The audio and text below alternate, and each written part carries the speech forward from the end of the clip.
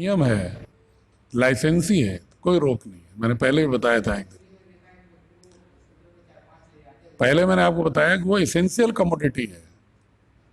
Water is a essential commodity like food grain. तो water की transportation और उसके विक्रय, इन चीज़ों पर कोई रोक नहीं है, बशर्ते कि वो आदमी जो भी पैकेजिंग कर रहा है वो कंसर्न डिपार्टमेंट से अनुमन्यता लिया।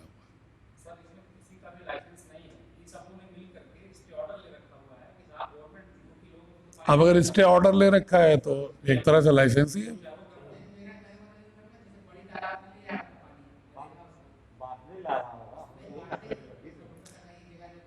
आप पूरा थोड़ा गहराई से और जांच कर लो।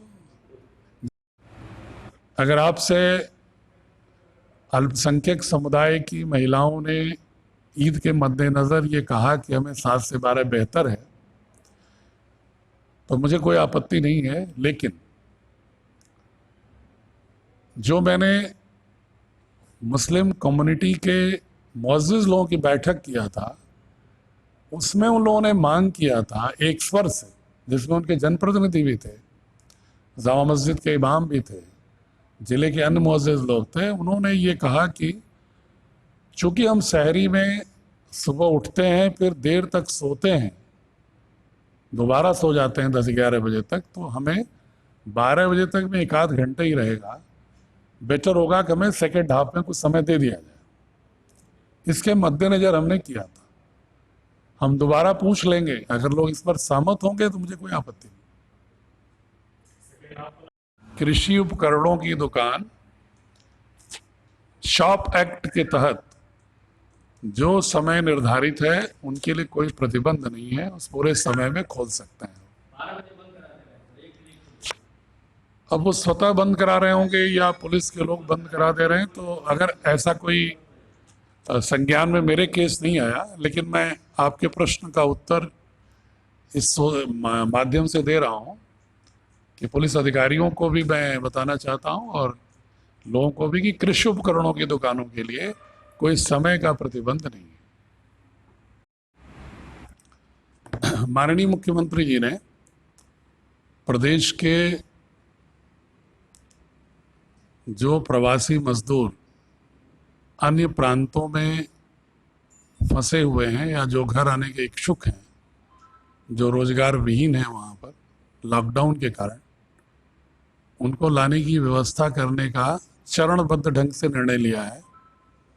उस निर्णय के आदेश के अंतर्गत आजमगढ़ में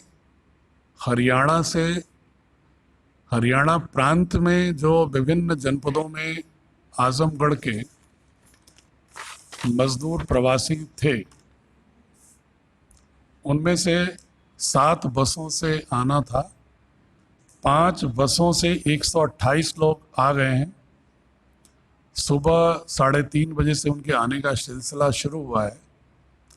मैं सुबह प्रथम, द्वितीय और तृतीय बसों में जो आए उनकी आगवानी करके वहाँ उनके से वार्ता भी किया हूँ और उनको अलग अलग जगहों पर तहसील स्तरीय शेल्टर होम में 14 दिन तक रुकने की व्यवस्था कर दी गई है। उसके बाद भी अपने घर जा पाएंगे। स्वास्थ्य परीक्षण भी उनका प्राथमिक कराया गया है, सभी ठीक हैं, लेकिन फिर भी वो 14 दिन क्वारंटाइन में रहने के बाद ही घर जाएंगे, ये सूचित करना था। आज कुछ लोगों ने मुझे फ़ोन किया था कि साहब वो शहरी के बाद लोग घूमने लगते हैं गलियों में। कल मुझे फ़ोन किया था 2-3 लोगों ने, तो मैंने सोचा कि किसी और को निर्देश देने की बजाय मैं खुद ही निकल के देख लूं। तो मैं आज 3:30 बजे उठ के शहर का एक राउंड लिया, फिर रोडवेज गया, रोडवेज के बाद फिर बैक होके फिर 4:30 से 5 दूसरा राउंड लिया। मुझे कहीं कोई व्यक्ति नहीं मिला। इसलिए मैं लोगों को ये मुतमईन करना चाहता हूँ कि मैं कम से कम आजमगढ़ नगर पालिका क्षेत्र में तो आज मैंने 3:30 से 5 के बीच में 2 चक्कर पूरे शहर के गलियों का भी लगाया।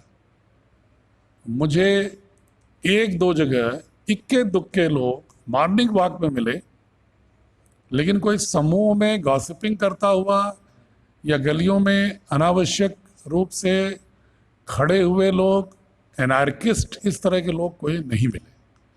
फिर भी मैंने पुलिस को ये हिदायत दिया है कि वो और चौकन्नी रहे, कि ताकि लोगों के हित में है कि लोग घरों में रहें।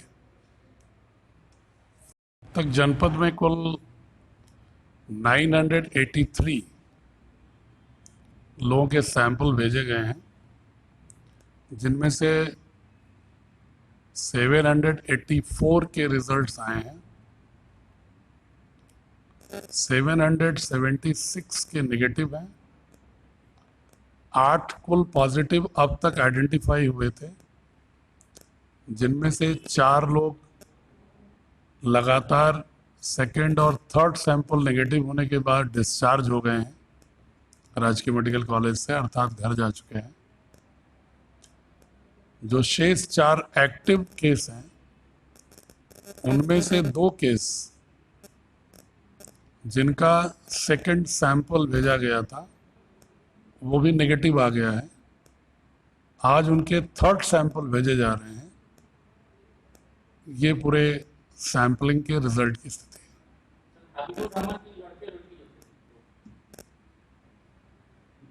उन्हीं का तो बताया, अभी नहीं है। ये जो 2 का बताया उन्हीं का ये है कि बहुत सारे लोग शराब की अधिकृत दुकानों से एक जुगाड़ व्यवस्था के तहत शराब जो है प्राप्त कर ले रहे हैं। उस पर हमने आज से सख्ती करने का और निर्णय लिया है कि ऐसी घटनाएं हो रही हैं तो उस पर सख्ती से रोका जाएगा। हमने मजिस्ट्रेट, पुलिस और एक्साइज की टीमें बना दी हैं, और जो दुकानें हमारी लाइसेंसी हैं उनको डेली हम 20 दुकानों का रैंडम इंस्पेक्शन कराएंगे और उनका स्टॉक और उनके रजिस्टर का मिलान कराएंगे, जिससे स्पष्ट हो सके कि उनके स्टॉक से कोई लीकेज तो नहीं हो रहा है। इसलिए उन्हें आगाह भी कर रहा हूँ इसके माध्यम से कि अगर इस बिजनेस में इन्वॉल्व हो तो अपनी दुकान के लाइसेंस से हाथ धो बैठेंगे, इसलिए ऐसी गतिविधियों से दूर रहें। इलेक्ट्रिक फैन के विषय में बहुत सारे लोग बार बार पूछ रहे हैं। मैं उनसे ये अवगत कराना चाहूँगा सभी जनपद वासियों को कि गवर्नमेंट ऑफ इंडिया की जो नोटिफिकेशन था उसमें इलेक्ट्रिक फैंस की शॉप के लिए भी खोलने का निर्देश था, लेकिन उसमें यह व्यवस्था की गई थी कि प्रदेश सरकारें और जिलाधिकारी उसको वहाँ की स्थिति के अनुसार क्रियान्वित करेंगे। मैंने अपने यहाँ किताब की दुकान और इलेक्ट्रिक फैन दोनों का उस ऑर्डर में जिक्र था, दोनों को ही होम डिलीवरी के लिए अलाउ किया है। दुकान पर जाकर के उपभोक्ता न खरीदे ताकि सोशल डिस्टेंसिंग का खतरा न पैदा हो, इसलिए इलेक्ट्रिक फैंस की शॉप भी होम डिलीवरी कर सकती हैं, एक्सेसरीज की और फैन की। ये मैं लोगों को अवगत कराना चाहता हूँ। ऑर्डर तो बताएं, क्रमशः चरणबद्ध बताया ना कि पहले उन्होंने हरियाणा किया है, शायद अब मध्य प्रदेश बुलाएंगे, चरणबद्ध बुला रहे हैं, वरना ये अचानक हाच-पाच हो जाएगा।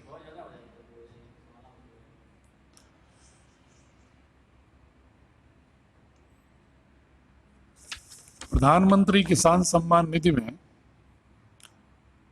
चौथी किस्त जो मार्च तक किसानों को मिली थी, अब 5वीं किस्त भी अप्रैल महीने में भारत सरकार ने प्रदेश सरकार के अनुरोध पर दिया है। जिन लोगों को चौथी किस्त मार्च में नहीं मिल पाई थी, उनको चौथी और 5वीं किस्त दोनों साथ मिल रही है, यानी 2000 प्लस 2000। अब तक कुल 6,18,000 जनपद के जो किसान हैं उनके खाते में प्रधानमंत्री किसान सम्मान निधि आ चुका है। 54,000 ऐसे किसान और हैं जो पात्र हैं लेकिन उनके आधार नंबर या अकाउंट में प्रॉब्लम है, हमने एग्रीकल्चर डिपार्टमेंट के अधिकारियों का तहसील वाइज नंबर, व्हाट्सएप नंबर जारी किया है कि जिस किसान के खाते में धनराशि न आई हो वो अपने उस ब्लॉक तहसील के उस नॉमिनेटेड अधिकारी को अगर व्हाट्सएप करेगा तो वह उनके घर जाकर उनके डॉक्यूमेंट लेकर जन सेवा केंद्रों के माध्यम से उनको करेक्ट करा देगा, जिससे उनको भी धनराशि उनके खाते में पहुंच जाएगी। आज की मेडिकल कॉलेज से जो वीडियो वायरल हुआ था कि भोजन की क्वालिटी खराब है, उसके विषय में बहुत विनम्रता पूर्वक बताना चाहूँगा कि मैंने प्रिंसिपल को एक्सप्लेनेशन कॉल किया और जितने लोग क्वारंटाइन में एक्टिव थे सबके टेलीफोन नंबर हमने मंगाए और मैंने इंडिपेंडेंट रूप से एसआर हॉस्टल में और आइसोलेशन वार्ड के लोगों से 25% लोगों से रैंडम हमने खुद बात किया। उनका जो फीडबैक था कि सामान्य रूप से एसआर हॉस्टल के लोगों ने तो पूरी संतुष्टि जताई कि हमें ठीक खाना मिलता है और कोई दिक्कत नहीं है। आइसोलेशन वार्ड में 17 लोगों में से मैंने रैंडम 5 लोगों से पूछा, 4 लोगों ने संतुष्टि जताई। एक व्यक्ति ने मुझसे ये कहा कि साहब एसआर हॉस्टल में चटनी मिलती है, हमारे यहाँ चटनी नहीं मिलती। तो हमने उसे पूछा ये जो वीडियो वायरल हुआ कैसे हुआ, तो उसने कहा साहब इस पर हमसे मत कहलवाइए वरना लोग हमसे नाराज हो जाएंगे। प्रिंसिपल का कहना है कि स्थानीय कुछ लोग जो अस्पताल के प्रत्येक काम में अपना हस्तक्षेप चाहते हैं, जो ये चाहते हैं कि इनकी ड्यूटी लगे इस नर्स की, इस सफाई कर्मचारी की आइसोलेशन में लगे, इसकी ना लगे, वो उनके अनुसार उनके हस्तक्षेप को जब कोविड-19 को देते हुए मना किया जा रहा है तो वो लोग अपने गांव के 1-2 लोगों से इस तरह का अंदर से ही कह करके वायरल करा के मेडिकल कॉलेज पर दबाव बनाना चाहते हैं। फिर भी हमने सीएमओ को भेजा, कल खाने को चेक कराया और ये हिदायत दिया है कि चाहे वो 4th क्लास एम्प्लॉई हो चाहे कोई एम्प्लॉई हो, जो हमारा स्वास्थ्य कर्मी है, कोरोना का योद्धा है, उससे उसका मेनू एक फॉर्मेट पर उससे खुद दस्तखत करा के लीजिए और जो भोजन चाहता है वो भोजन दीजिए। आप मेनू अपने अनुसार नहीं बल्कि उसके अनुसार मेनू तय करिए। तो ये प्रक्रिया उन्होंने आज से शुरू कर दिया है। किसके लिए? इतने देर तक मैं बताया क्या है? जो किराने शॉप को 7 से 10 और 2 से 5 खोलने का हमने व्यवस्था किया हुआ है, किसी किराना शॉप के लिए मेरा कोई कंपल्सरी ऑर्डर नहीं है कि खोले। अगर किसी को ये लगता है कि 2 शिफ्ट में खोलना दिक्कत हो रही है तो वो अपनी शिफ्ट में खोले, लेकिन वो 7 से 10 खोलेगा या 2 से 5 खोलेगा। ये व्यवस्थाएं इसलिए की गई थी। मैं थोड़ा व्यापारी बंधुओं से विनम्रता से अनुरोध करूंगा कि गांव के बाज़ारों में और शहर के बाज़ारों में, चूँकि बैंक भी 10 से 2-1 तक बड़ी भीड़ रहती है, तो मुझे ऐसा लगा कर 2 शिफ्ट करना है या एक्सटेंड करना है समय को, तो बेहतर होगा कि बैंक खुलने से पहले एक बार किराना शॉप पर लोग खरीदारी कर लें और एक बैंकों में जब भीड़ ख़त्म हो जाती है 1-1:30 बजे तक, इसके बाद 2 से 5 खरीद लें, तो एक समय में एक बाज़ार में लोगों की चहलकदमी, मानव की संख्या थोड़ी कम होगी। आज की तारीख में कोरोना के रोकथाम से ज़रूरी है कि हम ऐसा साइंटिफिक सिस्टम रखें कि कम से कम लोग एक समय पर लोग आगे बाहर निकलने के लिए आएँ। ये कारण था। थोड़ी अगर आपको असुविधा हो रही है तो उसके लिए माफ़ी चाहता हूँ, लेकिन व्यवस्था में सहयोग करें। भारत सरकार ने जो निर्णय दुकानों के खोलने के विषय में लिया था, उसको अगर गहराई से अध्ययन करेंगे तो वह मुख्यतः रेजिडेंशियल कॉम्प्लेक्सेस में जो अंदर की दुकानें होती हैं उनको खोलने के लिए आदेश है। मुख्यतः ये महानगरों की समस्या थी कि जिनमें कॉमर्शियल प्लॉट अलग होते हैं, मॉल अलग होते हैं, और कुछ छोटी छोटी दुकानें रेजिडेंशियल कॉलोनीज में, जो ऑर्गेनाइज कॉलोनीज होती हैं, नियोजित कॉलोनी, उनके अंदर कुछ छोटी छोटी दुकानें, शॉप्स होती हैं। महानगरों में मुख्यतः दिल्ली और मुंबई वगैरह में रेजिडेंशियल कॉम्प्लेक्स के अंदर की दुकानें भी बंद थी। इसलिए भारत सरकार ने लोगों को नागरिक सुविधाएं, आवश्यक वस्तुओं की उपलब्धता के लिए, कि अपने उस कॉलोनी के अंदर पैदल जाकर के सामान ले सकें, इसलिए उन्होंने ये व्यवस्था की। इसका इंटरप्रिटेशन लोगों को ये होने लगा कि शायद सारी ही दुकानें खोलने का आदेश हो गया है। ऐसा नहीं है।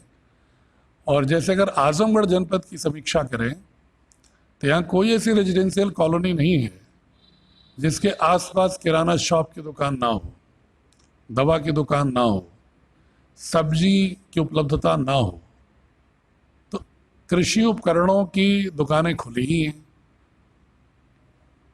बिल्डिंग मटेरियल के विषय में चूंकि शासन के काम शुरू करने का आदेश अभी इस फेज में है, व्यक्तिगत कार्य नहीं, तो हमने ये व्यवस्था किया है कि जिस कार्यदायी संस्था को जिस दुकान से मटेरियल लेना होगा वह उनसे ऑनलाइन या टेलीफोनिकली कंफर्म करने के बाद सामान को निकालने के लिए जितने देर की परमिशन चाहिए होगी, उस शॉप के खुलने की व्यवस्था संबंधित एसडीएम और एसओ कर देंगे। जैसे शासकीय कार्य जो शौचालय हैं, मुख्यमंत्री आवास हैं, प्रधानमंत्री आवास हैं, मनरेगा के काम का अगर कोई मटेरियल है उसके लिए उपलब्धता हो जाए।